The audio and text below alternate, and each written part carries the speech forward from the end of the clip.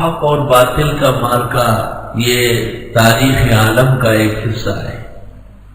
اللہ تعالیٰ نے اہل حق کو ہمیشہ بلند و برتر رکھا ہے، وہ امتحان سے گزرتے ہیں۔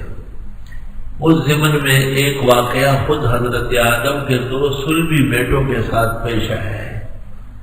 ایک کا نام قابیل تھا اور دوسرے کا نام حابیل تھا۔ آدم علیہ السلام کے زمانے میں جو صبح پیدا ہوتے تھے اور پھر بچے شام کو بھی ہوتے تھے، دن میں 2 دفعہ کئی تعداد میں، صبح کے لڑکے کے ساتھ شام کی لڑکی کا نکاح ہوتا تھا۔ کہتے ہیں کہ قابیل کے ساتھ جو بہن پیدا ہوئی تھی وہ حابیل کو دی جا رہی تھی، لیکن قابیل اس پر رضامند نہیں تھا۔ اس زمانے کے دستور کے مطابق ایک تدبیر کی گئی کہ دونوں قربانی کر لیں اور وہ پہاڑ پہ رکھیں۔ اگر قربانی کسی کی قبول ہوئی تو فیصلہ اس کے حق میں ہوگا۔ اس زمانے میں یہ دستور تھا، آسمان سے آگ آ کے مقبول قربانی کو جلا دیتی، بلکہ مجاہد نے باہر میں کہا ہے کہ نہیں، النار تأتی فترفع المقبول وتحرق المردود، آگ آتی تو مقبول کو لے چلتی آسمانوں میں اور مردود کو ادھر جھلسا دیتی۔ بہرحال حابیل کی قربانی قبول ہوئی اور قابیل کی پڑی رہی اور سڑ گئی۔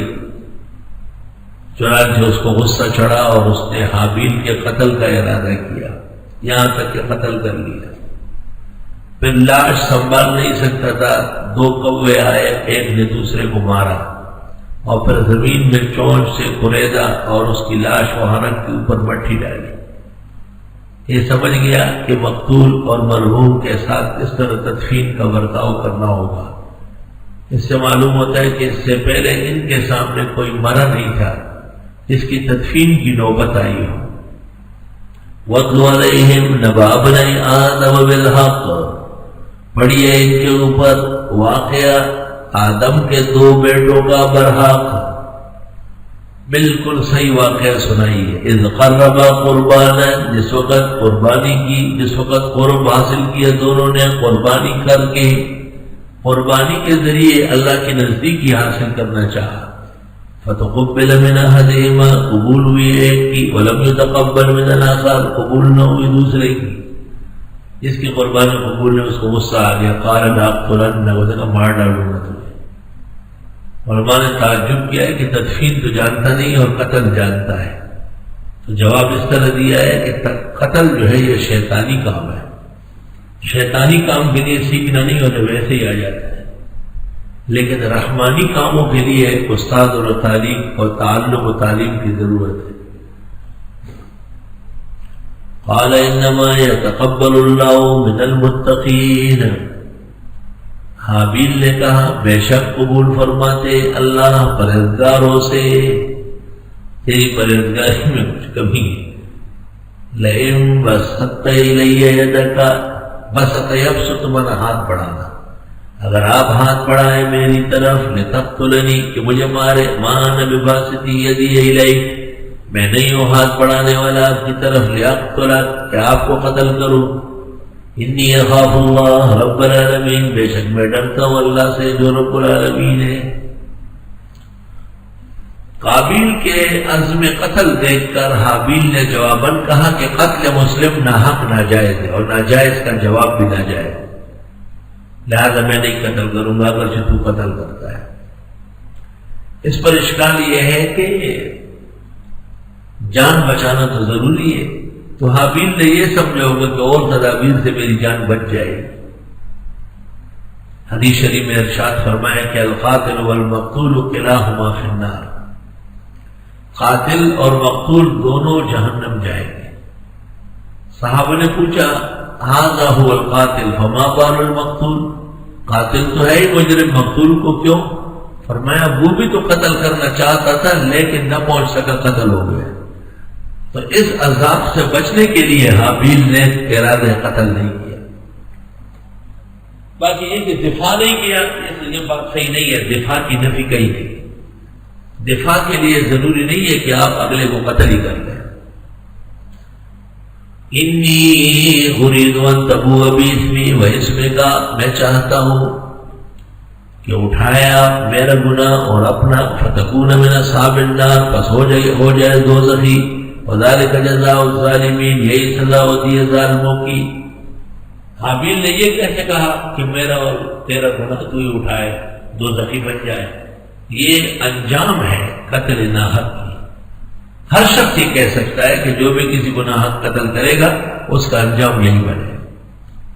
فطوعت له نفسه قتل اخیہ، بس اچھا دکھایا اس کو اس کے جی نے قتل بھائی کا، حابیل کو اچھا لگا۔ فقتلہ، بس قتل کر ڈالا حابیل کو۔ فاصبح من الخاسرین، بس ہو گیا ذلیلوں میں سے، نقصان اٹھانے والوں سے۔ اور پھر لاش اپنی پیٹھ پہ مان کے جنگلوں میں دوڑتا تھا۔ فبعث اللہ غرابا، بس بھیج دیا اللہ نے کوا، یبحث فی الارض، جو کھید رہا تھا زمین، لیریہ کیف یواری سوءۃ اخیہ، کہ دکھا دے اس کو کیسے چھپائے گا لاش بھائی کی۔ قال، کہنے لگا قابیل، یا ویلتا، افسوس، اعجزت، میں اتنا بے بس ہوا، ان اکون مثل هذا الغراب، کہ ہو جاؤ اس کوے کی طرح، فواری سوءۃ اخی، اور چھپا سکوں لاش بھائی کی۔ فاصبح من النادمین، بس ہو گیا شرمندوں میں سے۔ شرمندہ قتل پر نہیں ہے، شرمندہ لاش نہ چھپانے پر ہے۔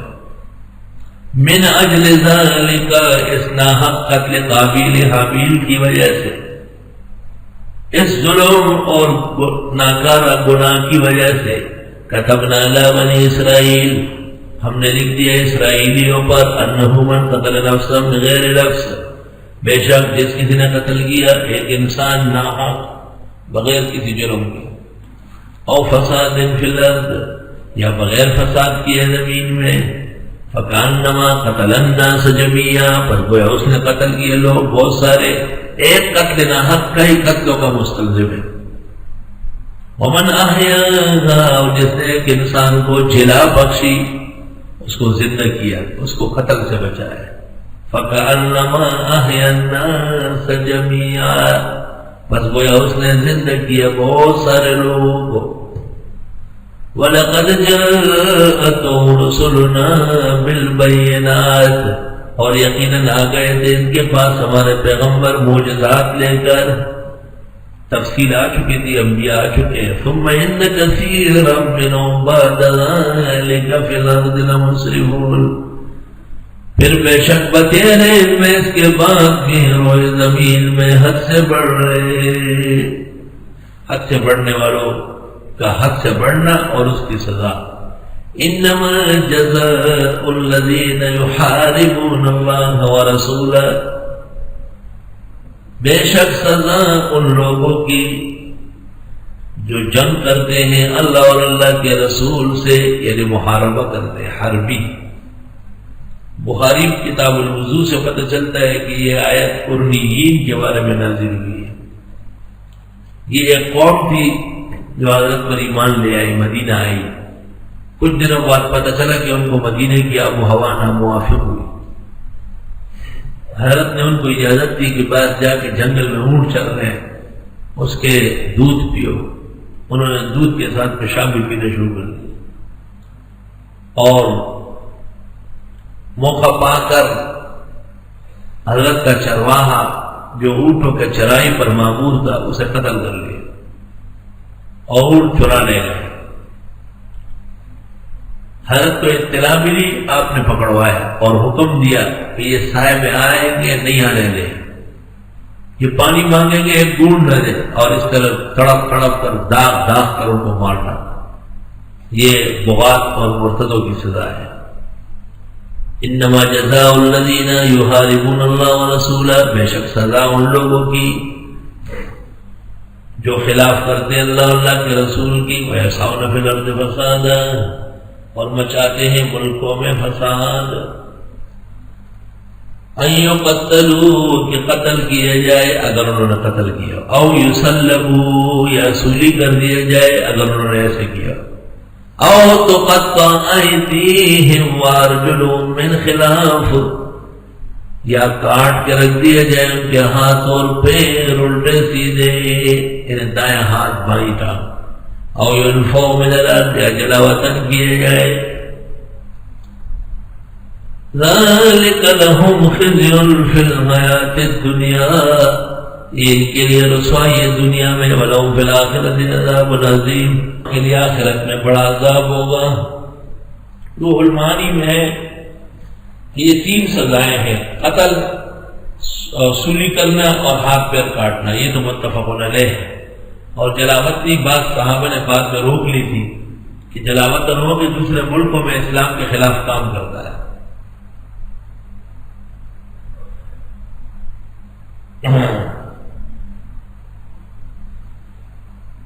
تو یہ تینوں سزائیں امام کے اختیار پر ہے. وفی ظاہر روایت ان الامام مخیر ان شاء اکتفا بذلک و ان شاء جمع.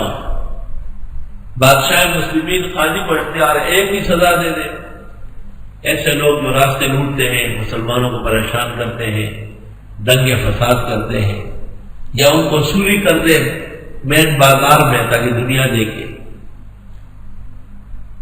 یہ آئی کہ ایک ہاتھ پر، یہ آئی کہ سب کر لیں، ہاتھ پیر بھی کاٹے، سولی بھی کر لیں، قتل بھی کر لیں انشاء، اگر وہ ایسا چاہے. یہ آیت ان لوگوں کی آنکھیں کھولنے والی ہے جو اسلامی سزاؤں کو ظلم یا زیادتی سمجھتے ہیں. وہ یہ نہیں دیکھتے کہ سزا کن کو دی جا رہی، جو ملک کو فساد سے بھرے. امریکہ صرف وہم اور شبہ کی بنا پر، حالانکہ وہم اور شبہ بھی نہیں ہے، اتہام و افتراء ہے، مسلمانوں کے پیچھے پڑا ہوا ہے. اور جہاں کہیں مسلمانوں کے اسلحے ڈپو نظر آئے یا کوئی تدبیر نکلے، فوراً ان کو منع نہ کرے گا حملہ. اور جب قرآن نے لوگوں کو سیدھا کرنے کے لیے، معاشرے کی اصلاح کے لیے یہ سزائے تجویز کی، تو ان کے خیال میں یہ مشکل ہے. الا الذين تابوا من قبل ان تقدروا عليهم، مگر وہ لوگ جنہوں نے توبہ کی اس سے پہلے کہ تم قابو پاؤ ان پر، عدالت میں پیش ہونے سے پہلے ٹھیک ہو گئے. فاعلموا، بس جان لو، ان اللہ غفور رحیم، بے شک اللہ بخشنے والا، رحم کرنے والا ہے.